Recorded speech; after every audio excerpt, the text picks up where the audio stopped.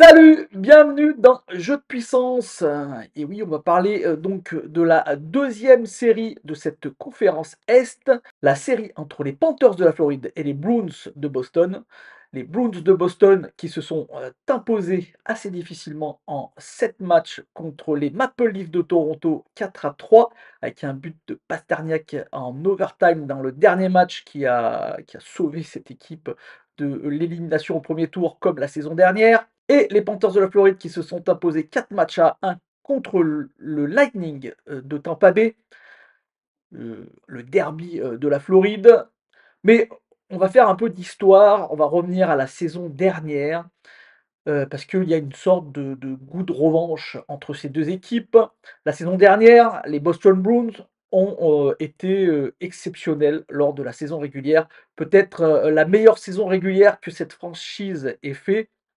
Et ils étaient au premier tour justement contre les Panthers de la Floride et on pensait que et d'ailleurs, les statisticiens les donnaient favoris, largement favoris à plus de 70 et tout le monde les voyait, gagner cette série. D'ailleurs, ils menaient cette série 3 victoires à 1 et ça c'était une route, dorée pour les Boston Bruins. Mais ça s'est pas vraiment passé comme, tout le monde le pensait, car les Panthers de la Floride, sont revenus, du diable vauvert et ont, éliminé 4 victoires à 3 ces, Boston Bruins qui ont vraiment mal digéré, cette série, hein, on peut le dire.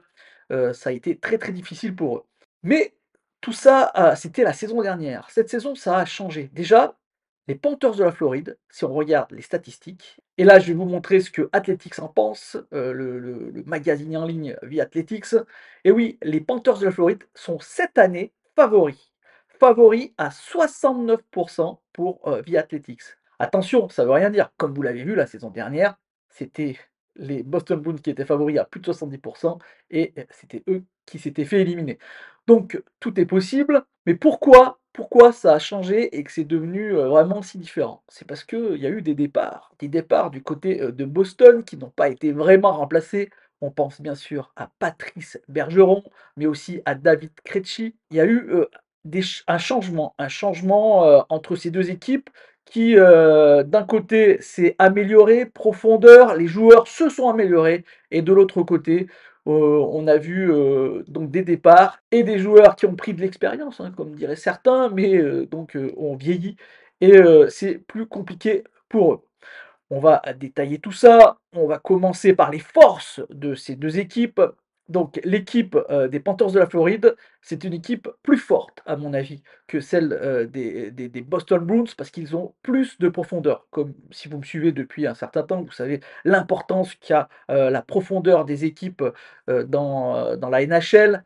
Donc vraiment, ils ont énormément, de très, très bons joueurs. Ils ont des stars et ça, c'est vraiment assez incroyable et d'ailleurs, ils en ont partout. Ils en ont en attaque, en défense et on pourra dire même dans les cages, même si je mettrais un petit bémol pour, le gardien. En termes d'attaque, ils ont Matthew Tkachuk, bien sûr. Matthew Tkachuk qui est une sorte, d'électron libre, une sorte de pile, en fusion et qui peut faire exploser, toutes les équipes en face.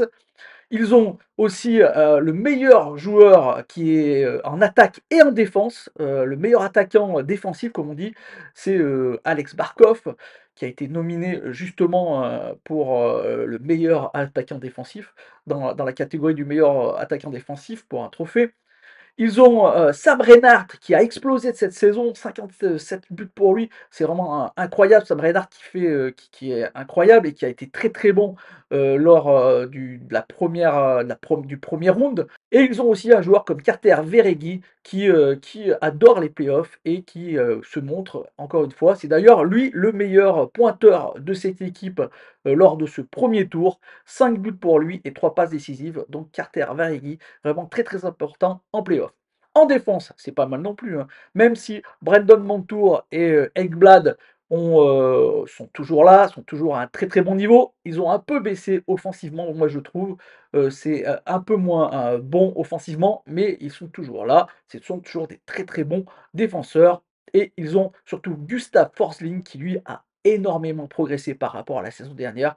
Donc comme vous voyez, vraiment une équipe très, très profonde. En plus, on va dire que les joueurs, de 2e rang, sont pas mal non plus, hein. Je pense à Sam Bennett, même s'il est blessé, qu'il ne jouera pas, le match, de cette nuit et je pense à Tarasenko, je pense à Rodriguez, donc vraiment énormément, de bons joueurs, Lundell. De l'autre côté, bah, c'est plus compliqué. De l'autre côté, on va dire qu'on va s'appuyer sur une base avec le meilleur attaquant, à mon avis, de cette série, David Pasternak, qui a été incroyable, lors du dernier match, alors qu'il avait été remué par son entraîneur qui lui demandait d'en faire plus, lors, des 2 matchs avant, où les Maple Leafs de Toronto avaient repris, l'avantage, on va dire, psychologique et il s'est réveillé lors de l'overtime et il a marqué ce but qui a délivré les Boston Bruins. Donc David Pasternak. Il y a aussi, en défense, McAvoy. Là aussi, pour moi, c'est peut-être le meilleur défenseur, de cette série et surtout le plus important pour les Boston Bruins. C'est pour ça que cette série va être, à mon avis, plus serrée que ce qu'on croit ou du moins que les stats, le disent. C'est qu'ils ont, les 2 meilleurs gardiens, de cette série et peut-être même, le meilleur gardien, de ces playoffs. Jeremy Swayman a été juste incroyable contre les, Maple Leafs de Toronto. 95 de sauvetage, hein, donc vraiment, un excellent gardien. De l'autre côté, on a Sergei Bobrovski qui a fait des arrêts incroyables, peut-être le plus beau arrêt des playoffs, c'est sûr même, ça sera le plus beau arrêt des playoffs, mais n'empêche, il est quand même, moins sécure que, Jeremy Swayman et pour moi, de ce côté-là, il y a pas photo. Je veux dire, les Boston Bruins ont le meilleur gardien et il faudra que Sergei Bobrovski, fasse, une très belle série, mais ils n'ont pas obligatoirement les Panthers n'ont pas obligatoirement besoin d'avoir le gardien exceptionnel parce qu'ils ont justement cette profondeur qui peut leur permettre de gagner même avec un gardien moyen. Les Boston Bruins en attaque, c'est vraiment moyen, très, très moyen. Je veux dire, il y a David Pastrniak, il y a Brad Marchand qui est le meilleur pointeur de cette équipe avec 8 points, 3 buts, 5 passes, mais après Jack DeBrusk peut-être, mais après c'est vraiment, c'est moyen. Voilà, c'est pas une équipe de haut niveau, offensivement, moi je trouve les Boston Bruins. En défense, c'est beaucoup mieux. Par exemple, je pense que la défense des Boston Bruins est meilleure que celle des Panthers de la Floride, légèrement, hein, c'est pas, exceptionnellement meilleur, mais c'est légèrement meilleur parce qu'avec un McAvoy, avec un Brandon Carlo, c'est quand même un tout petit peu au-dessus, à mon avis, défensivement. Offensivement, c'est un peu plus compliqué là aussi. Je dis vraiment, l'offensive, elle est du côté des Panthers de la Floride et la défensive, elle est du côté des Boston Bruins. On va voir, justement quel point va faire gagner les équipes et quelle équipe avancera. Dans tous les cas, ça a l'air d'être vraiment, 2 équipes qui, vont être super intéressantes à voir jouer. Surtout qu'on va avoir un petit duel entre, Tkachuk et Brad Marchand, 2 joueurs qui aiment bien un peu, se chauffer et là aussi, il va y avoir une sorte de duel dans le duel, qui va chauffer plus l'autre et qui va énerver plus l'autre et qui va donc, créer une sorte de chaos dans l'équipe adverse, d'énervement qui peut être des fois, pas très intéressant, parce qu'on perd sa concentration et c'est là où on se prend des buts. Mes prédictions, pour ce match entre les Boston Bruins et les Panthers de la Floride, moi, je vous avoue que je vois plutôt les Panthers de la Floride. Déjà, les Boston Bruins ont fait, 7 matchs, alors que, les Panthers de la Floride en ont fait moins. Donc donc les Panthers de la Floride sont beaucoup plus reposés que les Boston Bruins.